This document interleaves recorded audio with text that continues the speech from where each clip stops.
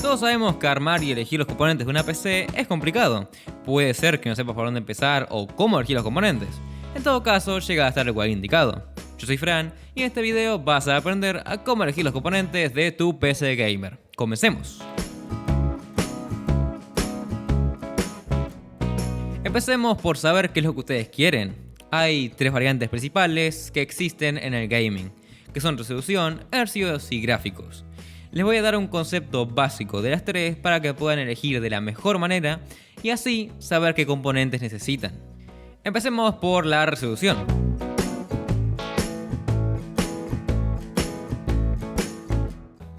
Esta va desde 720p hasta 4K, pasando por 1080p y mal llamado 2K. Obviamente existen resoluciones más bajas y más altas, pero estas son las más comunes. A medida que subimos la resolución, se nota una mayor calidad y un mayor nivel de detalle. Pero, ¿por qué pasa esto? Bueno, principalmente porque hay una densidad de píxeles mayor. O sea que los píxeles están más juntitos entre ellos y esto da más calidad simplemente porque hay más información que representar. Y si pensamos un poco, vamos a saber por qué llamamos a las resoluciones como las llamamos. Por ejemplo, 720p sería 720 píxeles de alto por 1280 de ancho, lo que da unos 0,9 megapíxeles, o esta cantidad de píxeles. Y para que se den una idea, más o menos 4K es 3840 por 2160 píxeles, lo que da 8,3 megapíxeles o esta cantidad de píxeles. Como ven, la diferencia entre 720p y 4K es abismal, y esto también se nota en el rendimiento. Un ejemplo práctico en el que pueden notar la mejora gráfica que tiene el 4K con respecto al 720p es cuando en un juego ven el borde de un edificio, van a notar como unos dientes de sierra, que en la comunidad inglesa se llama aliasing, y por esto salió una especie de filtro que se llama anti-aliasing, que lo que hace principalmente es disminuir o apaciguar estos bordes para que no sean tan visibles. Cuando nos vamos a 4K, estos bordes de sierra son prácticamente imperceptibles. Y por esto no se usa el anti-aliasing en las resoluciones altas. Consume muchos recursos y no es necesario. Y a grandes rasgos, las resoluciones son eso, básicamente una densidad de píxeles mayor entre una y otra. Y a medida que subimos en esta escala, tenemos mejor nivel de detalle, pero menos rendimiento. Y por esto la mayoría de jugadores profesionales y monitores dedicados a estos jugadores son en 1080p, porque no hay muchas gráficas que puedan mover un juego a 360 fps o a 240 en 2K o menos en 4K. Ok, ya habiendo explicado este concepto, pasemos a hablar de los hercios.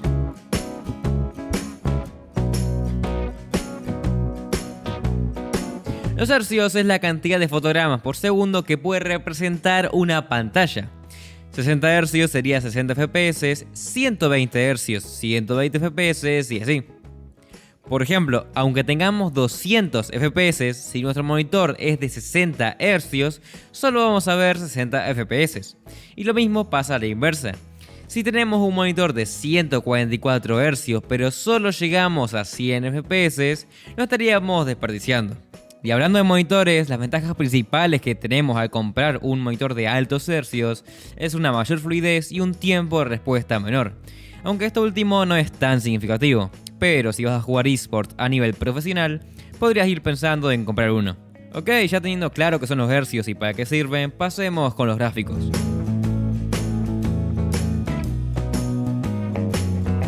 Estos van desde bajo hasta ultra y mayormente depende del juego.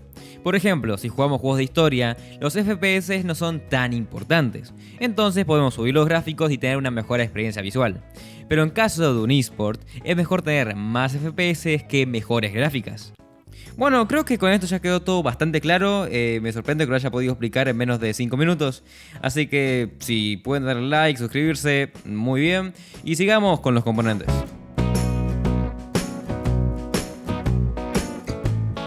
Podríamos decir que una PC promedio la forman 8 componentes. El procesador, con su respectivo disipador, la gráfica, RAM, placa base, almacenamiento, que puede ser mecánico o SSD, fuente de alimentación y el gabinete. Ahora pasemos a hablar de cada uno de ellos, así los conocen un poco más a fondo. Y si les parece bien, empecemos con el procesador. Lo primero que tenemos que saber es que hay dos empresas que hacen procesadores para escritorio. Estas son Intel y AMD. Cada una tiene su placa base y su categoría de procesadores. En AMD tenemos desde el Ryzen 3 hasta el Ryzen 9, pasando por el Ryzen 5 y el Ryzen 7. En Intel es prácticamente lo mismo, i3, i5, i7 y 9. Ahora que sabemos esto, vamos a ver qué determina el rendimiento de un procesador. O sea, cómo sabemos que un procesador es más potente que otro, básicamente. Y principalmente el rendimiento se basa en los núcleos e hilos que tenga y la frecuencia en la que trabaje. Pero esto no se aplica a todos los casos. Por ejemplo, un procesador de hace 10 años con 4 núcleos y 8 hilos no va a rendir igual que un procesador actual de 4 núcleos y 8 hilos, por una serie de cuestiones que no voy a explicar en este video. Y también lo que puede pasar es que un procesador, por ejemplo, de 4 núcleos y 8 hilos, que trabaja a 4,1 GHz, funcione mejor que uno de 6 núcleos y 12 hilos en ciertos ámbitos, como por ejemplo el gaming. Pero en productividad importa más los núcleos y los hilos que la frecuencia. Ahora que saben todo esto, seguro se están preguntando ¿qué procesador me compro yo para jugar?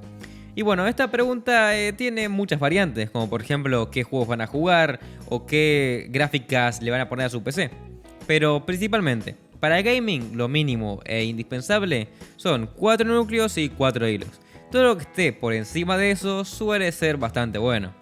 Ahora, si quieren un procesador que les banque cualquier gráfica y que les dure varios años y que no se tengan que pelear con el cuello de botella, lo mejor son los 6 núcleos y 12 hilos y ya están tranquilos. Es cierto que también se usan los 8 núcleos y 16 hilos en el gaming, pero en la mayoría de los casos es demasiado, la diferencia de rendimiento entre 6 y 8 es ínfima, como pueden ver en el video de Nate acá. Puede valer la pena en casos muy específicos, pero en la mayoría ya con 6 estamos más que bien.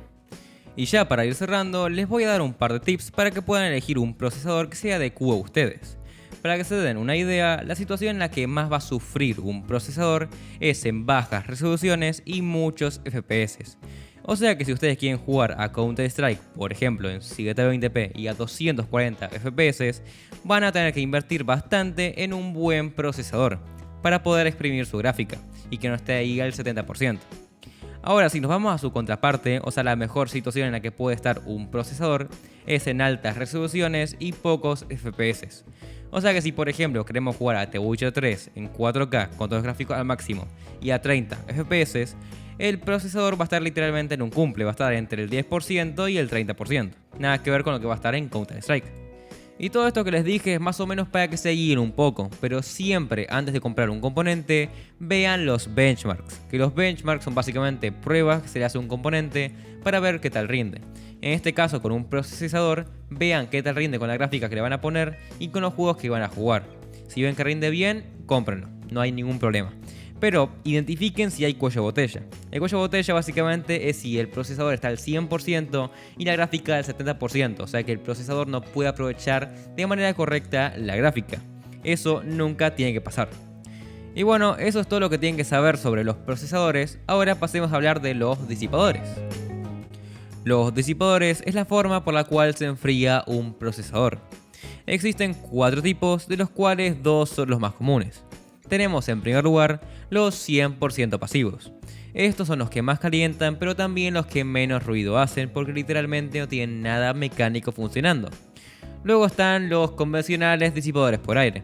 Estos son los más comunes y también los más confiables. Luego están las refrigeraciones líquidas All-in-One. Estas son las más convenientes para hacer overclock, pero es cierto que luego de un tiempo requieren un cierto mantenimiento. Y para terminar tenemos las refrigeraciones líquidas Custom. Estas son las mejores para hacer overclocking extremo y también las más personalizables, pero también las más caras. Para un principiante que solamente quiere jugar y tener su PC bien, lo mejor son los disipadores por aire, ya que no se rompen y si se llega a romper, seguramente sea un ventilador, lo sacas, pones otro, lo limpias un poquito cada 6 meses, un año y ya estamos. Ahora, si querés ir un poco más allá y hacer overclock, podés irte a por una All-in-One, pero estas sí requieren un poco más de mantenimiento y más cuidado. Después de unos años se puede romper la bomba o filtrar el líquido y lo tenés que reponer, entre otras cosas. Y eso sería todo. También podría hablar de la pasta térmica, pero creo que no es necesario. Simplemente no gasten ni muy poco ni mucho. Si gastan muy poco van a tener problemas con la temperatura. Y si gastan mucho no va a haber mucha diferencia, mucha ganancia. Solo vale la pena si van a hacer overclocking extremo, pero para el usuario común que está viendo este video no vale la pena. Bueno, hasta acá llega la primera parte de este video, la segunda la estaré subiendo dentro de unos días, así que si no se quieren perder, suscríbanse. Si les gustó el video, denle like. Si quieren, síganme en Instagram. Les dejo 2 videos por acá que les pueden llegar a interesar. Si tienen alguna duda, pónganla en los comentarios que voy a estar respondiendo. Y nos vemos dentro de unos días. Chau, chau.